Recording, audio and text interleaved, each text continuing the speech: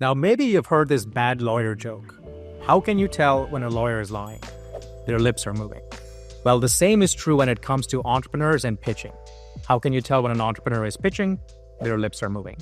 Now, pitching is a key skill all entrepreneurs need to learn because you don't just pitch for investment, you pitch to acquire customers, advisors, and even recruit co-founders and team members.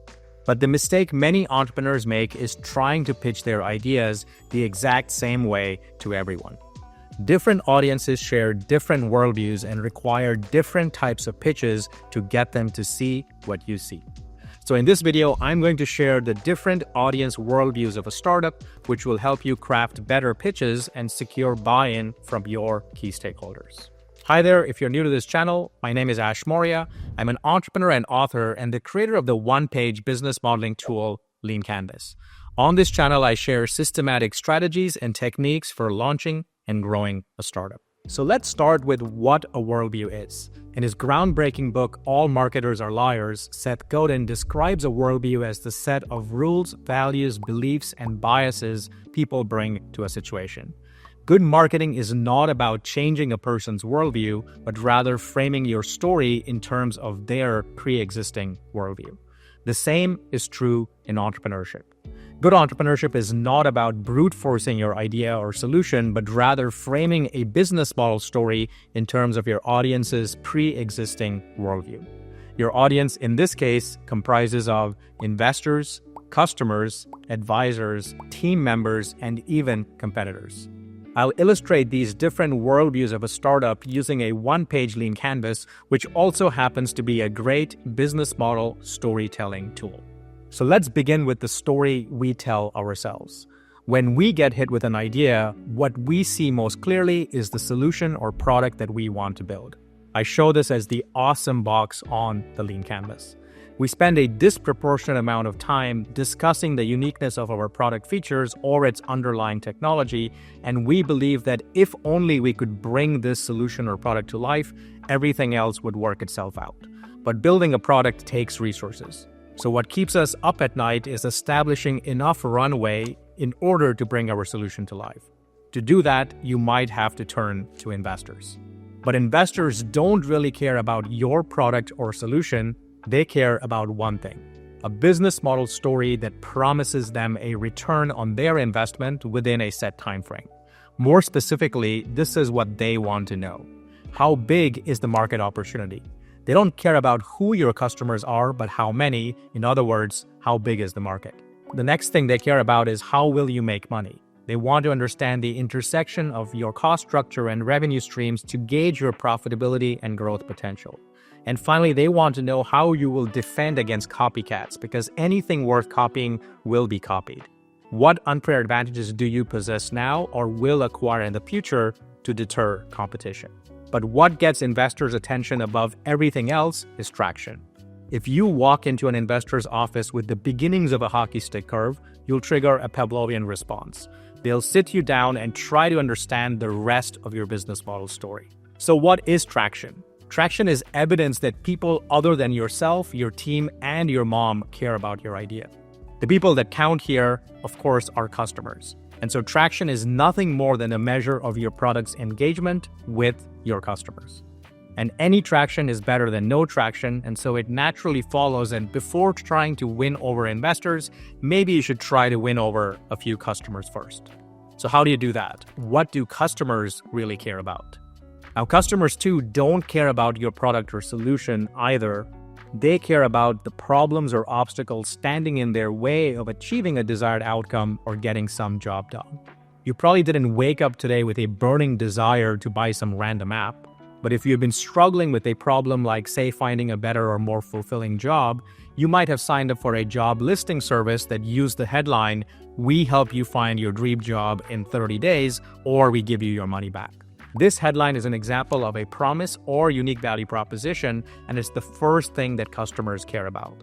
A good unique value proposition, or UVP, doesn't communicate how your solution works, but what using your solution does for your customers. Now, in order to craft a good unique value proposition, you need to understand who's it for. While it's tempting to position your product for everybody, when you try to reach everybody, you end up reaching no one. The way you stand out from the crowd isn't by going broad, but narrow. You do this by focusing not on your broader market, but early adopters, who are a much smaller and highly motivated subsegment of your overall customer segment. The next step here is identifying what problem or obstacles these early adopters are struggling with and anchoring your unique value proposition or promise against that. If your promise connects, you now have permission to tell your early adopters about your solution, typically through a demo. The art of the demo is showing the smallest thing possible that helps your early adopters visualize how they go from point A, riddled with their problems, to point B, where your solution removes these problems. If you can deliver a convincing demo, the only thing left to address is what you want in return. I show this as the value currency exchange captured under revenue streams on a lean canvas. Now, in a direct business model, this may be a direct money exchange. However, in multi-sided models like an ad-driven product like Facebook or Google Search, this may instead be a derivative currency like attention or data, which is converted to money through a secondary transaction, in this case with advertisers. The investor pitch and the customer pitch are the two big business model stories to tackle first. You always want to lead with your strongest foot forward. With investors, this is with a strong traction lead, and with customers, this is with a strong promise or unique value proposition lead. The next worldview is a bit different. We all need people other than ourselves to guide us in our startup journeys, call our BS, and hold us externally accountable. This is where advisors come in.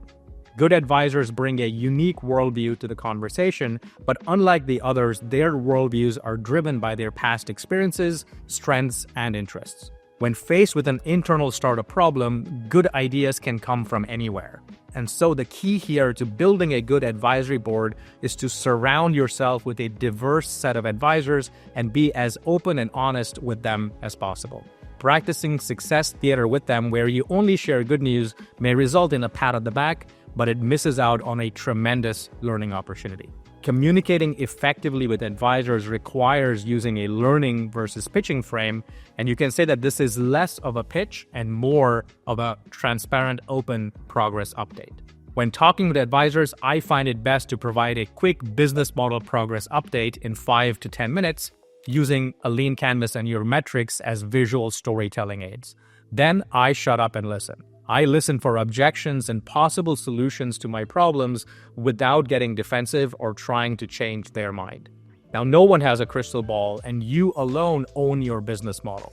Your job isn't to blindly follow all the advice you receive, no matter who it's coming from, but to rigorously test the most promising ideas and make them your own. Now, there's one more story to cover, the competitor story. We also have conversations with competitors. These are not your nice sit-downs over coffee type conversations. Rather, these conversations test your marketing, pricing, and positioning stories in your business model. In other words, they test your unfair advantage. I put this one at the end because too many founders prematurely pay attention to their competitors too early. This is predicated on the fact that your supposed competition has a clue. What if they are a startup in the early stages like you are and maybe as clueless as you are at the beginning? Simply positioning against the competition guarantees a different approach, but not necessarily the right approach. Your true competition then is not determined by who you might think they are, but rather who your customers think they are. This is something you uncover from your customers, or more specifically, your early adopters. Your true competition is whatever existing alternative your early adopters are currently using to get the job done that you are now trying to displace, and they belong in the existing alternatives box. So hopefully I've convinced you that startups are conversations, and your true job as an entrepreneur is to systematically de-risk your startup through a series of conversations. Each box on the lean canvas represents a different facet of risk that you uncover through these conversations or stories. Now, there are 4 fundamental pitches or stories every founder should master. The first one is the elevator story pitch. You use this to provide a 30-second overview of your big idea and get anyone to ask for more. Think of this as the movie trailer for your product. The second one is the founder story pitch. You use this to share your origin story and build credibility. Think of this as your personal why you for this idea positioning. The third one is the customer story pitch.